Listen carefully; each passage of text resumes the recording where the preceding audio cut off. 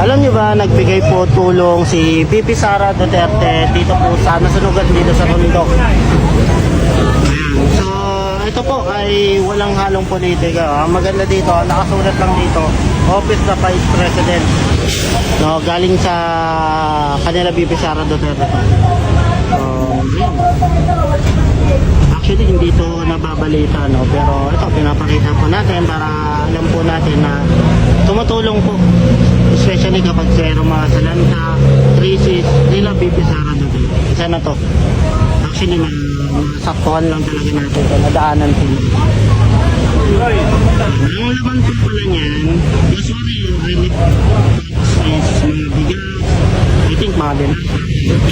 Ano yung nakasulat? Lahat para sa Diyos, bayan at pamilyang Pilipino. Ito kasi para sa taong bayan talaga. Ikot ka. Ayan. So lahat po yan, nakikita nyo, ay uubusin po yan dito. No?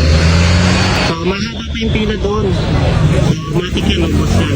So ito po yung ganap po natin dito po sa Tondo. So, palike, pa-share na lang po din. Pa-subscribe na lang po sa ating channel. Nagbigay tulong po sila VP Sara Duterte dito po sa Tondo, sa mga nasunugan.